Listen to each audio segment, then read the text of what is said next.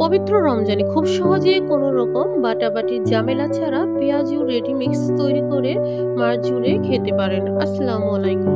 রোজা রেখে ইফতার হবে শান্তিতে যদি এই রেডি মিক্সগুলো আগেই করে রাখেন। পাটায় বেটে পেঁয়াজু বানানোর চেয়ে আমার মনে হয় রেডি মিক্স দিয়ে পেঁয়াজু বানালে খুব মুচমুচে হয়।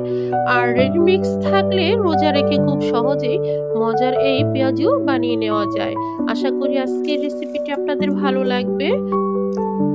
রেডি মিক্স করার জন্য আমি নিয়ে নিচ্ছি 2 কাপ খেসারি ডাল। খেসারি ডালটা আমি 1 কাপ বেশি দিয়েছি। আর 1 কাপ দিয়ে দিচ্ছি মসুর ডাল, 1 কাপ দিয়ে দিচ্ছি বুটের ডাল, আর দিয়ে দিচ্ছি হাফ কাপ চাউল। চাউলটা দিলে পেঁয়াজুটা খুব মুচমুচে হয়। আপনারা যে কোনো চাউল দিতে পারেন। সবগুলো উপকরণ মিশিয়ে 4 থেকে 5 বার পানি দিয়ে ধুয়ে নেব, অর্থাৎ ডালটা থেকে ময়লা পানি চলে যাওয়া পর্যন্ত। ডালটা ধোয়ার পর পানি ঝরিয়ে ছেঁকে নিয়েছি। এবার ডালটা একটি ছড়ানো ট্রেতে ছড়িয়ে আমি রোদে 2 দিন শুকিয়ে নিব। তো 2 দিন শুকানোর পরে আমার ডালটা খুবই ঝরঝরে হয়েছে, দেখতেই পাচ্ছেন। এবার ডালগুলো একটা ব্লেন্ডারের জারে নিয়ে আমি গুঁড়ো করে নিচ্ছি। একবারে মিহি করে গুঁড়ো করব না, কিছুটা দানা দানা অবস্থায় আমি এটাকে নামিয়ে নিব। বেশি গুঁড়ো করলে আবার বেসন হয়ে যাবে।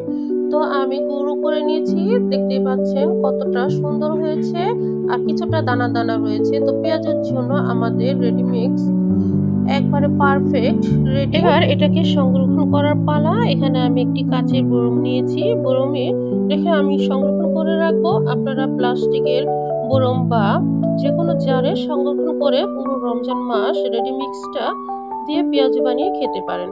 তো আমি সবগুলো এটাতে ভরে নিয়েছি। এবার ঢাকনা দিয়ে ঢেকে রেখে দিব।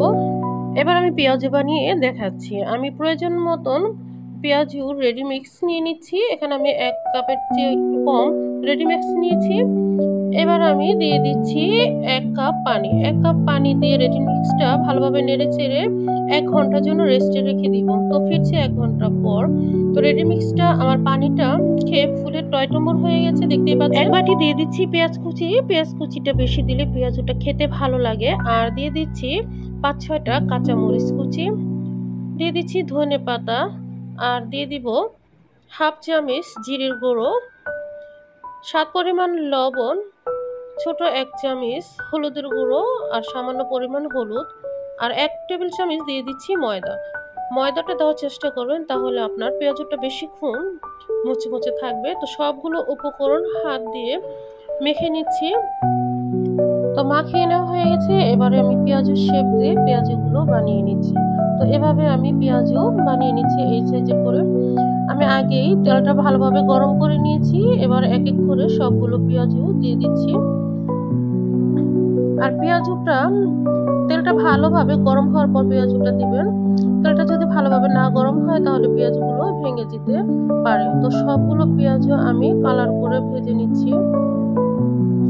চুলার আঁচটা মিডিয়ামে রেখে সবগুলো পেঁয়াজও ভেজে নিতে হবে।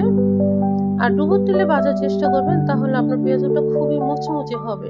আর অল্প তেলে ভাজলে পেঁয়াজুটা মুচমুচে হয় না, নরম থাকে, পেঁয়াজুটা খেতে ততটা ভালো লাগে না। তো সবগুলো পেঁয়াজ আমি কালার চলে আসা পর্যন্ত ভেজে নিয়েছি, দেখতেই পাচ্ছেন খুব সুন্দর একটি কালার চলে আসছে। তো আমি একটা প্লেটে তুলে নিচ্ছি। রেডি মিক্স দিয়ে পেঁয়াজু বানানোর খুবই সহজ। আশা করি আজকের রেসিপিটি আপনাদের ভালো লেগেছে। ভালো লাগলে লাইক, শেয়ার এবং সাবস্ক্রাইব করে পাশে থাকবেন। ভালো থাকবেন, সুস্থ থাকবেন, আমার জন্য দোয়া করবেন। আল্লাহ হাফেজ।